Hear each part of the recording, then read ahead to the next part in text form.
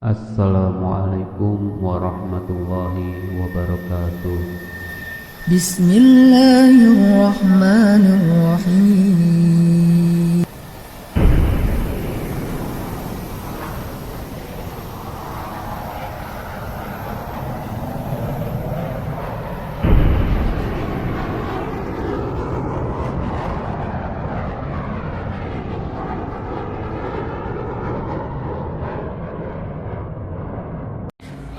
Sekarang kita evaluasi sebentar ya. Tolong sabar belajarnya ya. Kita gali setiap kalimat-kalimat Qur'annya, kita turunkan ayat-ayatnya.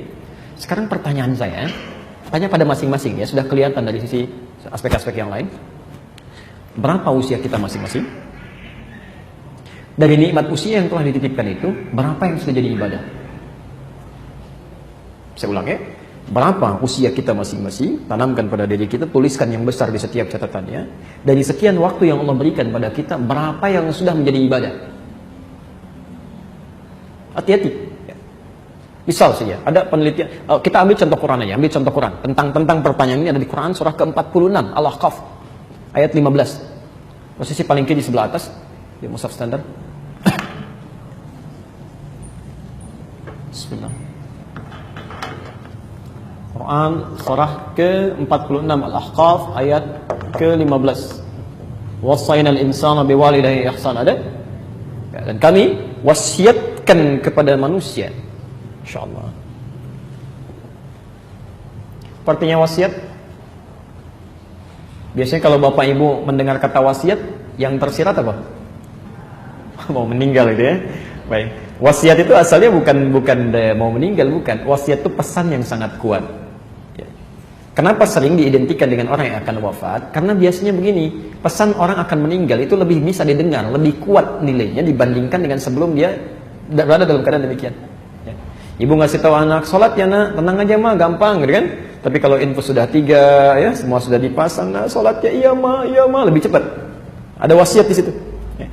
Jadi kalau diartikan orang akan meninggal, jadi keliru. Allah memberi wasiat dan Allah tidak meninggal. Artinya kalau ada pesan di Quran dikaitkan dengan Allah menggunakan kata wasiat, itu artinya pesan ini begitu penting, sangat kuat dan harus dicamkan oleh setiap yang mendengarnya. Wassaynal insana biwalidayhi ihsana. Kami wasiatkan pada setiap manusia agar berbakti pada kedua orang tuanya. Maaf, saya agak cepat setelah diterangkan mengandungnya, menapinya, merawatnya dengan lelah segalanya. Lihat ujungnya. Maka tatkala anak itu tiba di usia 40 tahun, 40 sana. 40 tahun. Dan diantara kita tidak sedikit yang sudah mencapai itu, bahkan lebih. Dia harus mengevaluasi dirinya dengan berdoa. Perhatikan doanya.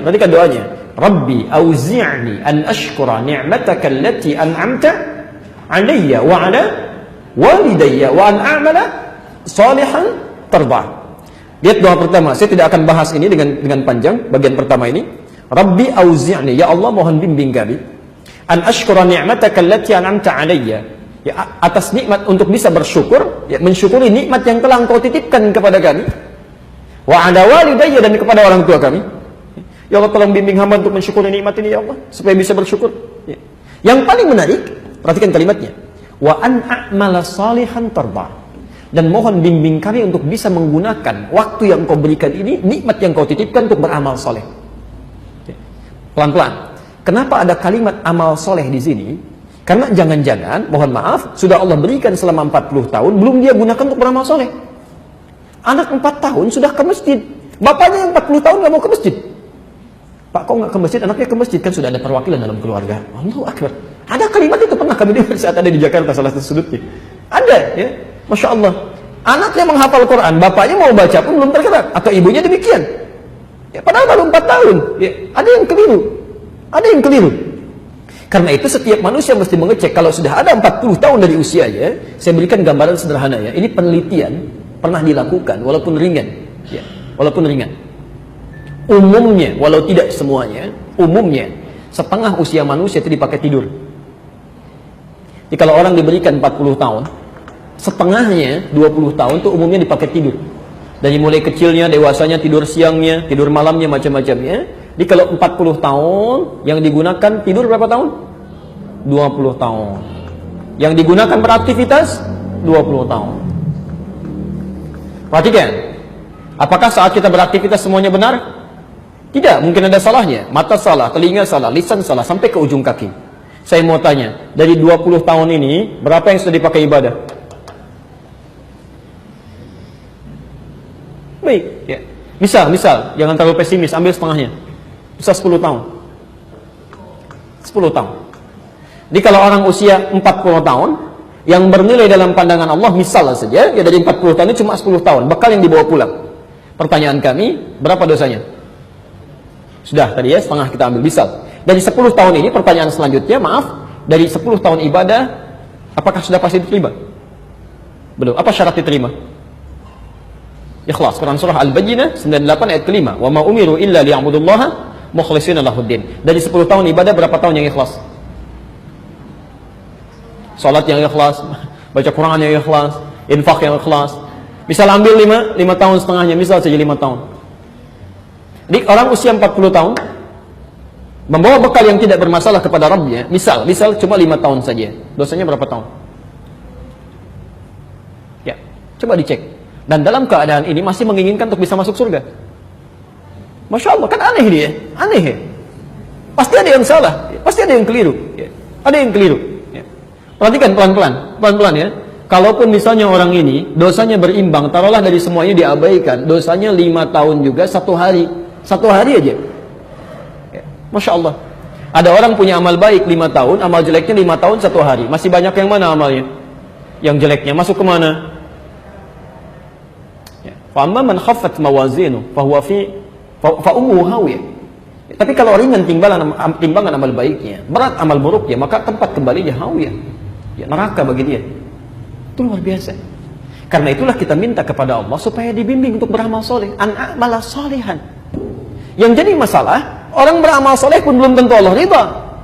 Ini jangan Anda kira kalau Anda baru salat Allah terima, belum tentu. Belum tentu. Karena orang salat pun kata Quran itu ada 2 jenis. Quran surah keempat, An-Nisa ayat 103, posisi paling kanan, di atas ke pertengahan sedikit.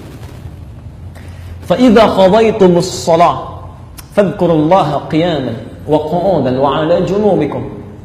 Masya Allah. فَإِذَا خَضَيْتُمُ الصَّلَاةَ, kalau Anda wakaf di sini baca Qurannya. فَإِذَا خَضَيْتُمُ الصَّلَاةَ, maka jika salat telah tuntas, Anda tunaikan.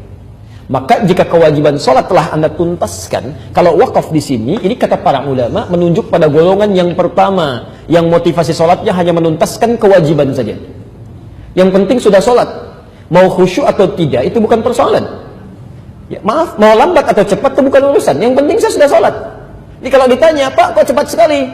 Ya, kan yang penting sudah sholat. Masya Allah, kan? Baca apa tadi? Ya, kan sudah hafal. Al-Fatihah dibaca tiap hari misalnya. Ada jawaban seperti itu. Nah, itu golongan yang pertama.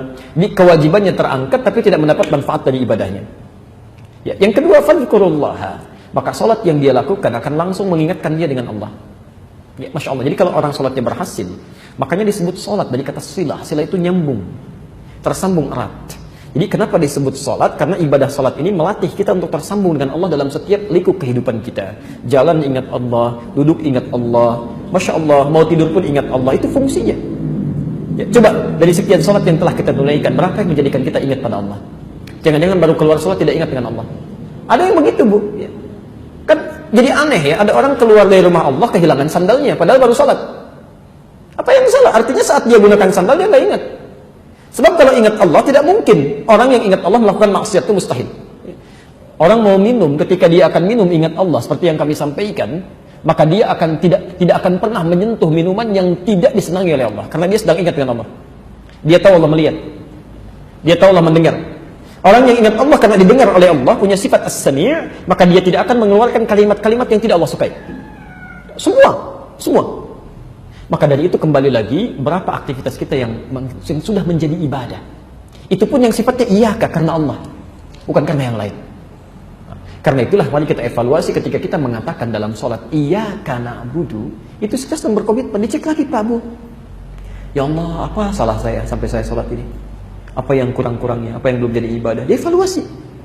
Jadi sangat-sangat luar biasa kalau ada orang setelah sholat tiba-tiba dia keluar dari komitmennya, padahal baru menyampaikan pada Allah barusan, saya mau ibadah, tapi dia melanggar kata-katanya sendiri. Itu ada yang berbahaya di situ. Ya. Makanya kalau kita sholatnya benar, itu baru selesai sholat saja, Masya Allah, kesalahan-kesalahan kita sepanjang bukan dosa besar, itu antara sholat ke sholat bisa terampuni. Bisa terampuni. Ya. Pernah dengar hadis ini? Hadis Muslim nomor hadis 223. As-salawatu ila as-salawat wal jumu'atu ila al-jumu'ah wa Ramadan ila Ramadan kaffaratun lima bainahunna. Ya, salat satu ke salat yang lainnya, Jumat ke Jumat ada pekanan, wa Ramadan ila Ramadan ada tahunan. Kalau benar ditunaikan kata Nabi, kaffaratun itu akan menghapuskan ya lima bainahunna, dosa-dosa yang pernah dikerjakan di antara keduanya. Jadi kalau anda tadi punya salah misalnya saat salat subuh sampai ke zuhur, dan mustahil ada orang tidak berbuat salah, maka saat anda salat zuhur itu benar salatnya, tuntas semua kesalahan dan dosanya, digugurkan oleh Allah. Ya, kecuali dosa besar, ya, dosa besar. Maaf, yang pekanan Jumat ke Jumat selesai. Yang tahunan belum selesai pekanan, ya tahunan dihapuskan oleh Allah. Ramadan digugurkan. Ya. Makanya kata Nabi, maaf, bu'dan liman adraka Ramadan falam yughfar lahu. Ya, celaka dan keterlaluan berlumur dengan kotoran. Ya. Di raghima anf itu salah satu maknanya bu'dan atau raghima anfun. Ya, di hidungnya ada kotoran, debu. Ya. Celaka orang yang diberikan Ramadan tapi dia tidak mampu beristighfar kepada Allah di bulan Ramadan itu yang bisa mengampuni dosanya. Dikata Nabi, orang yang keluar dari Ramadan, alumni Ramadan, tidak terampuni dosanya, itu orang celaka. Ya, bahaya dalam hidupnya. Baik.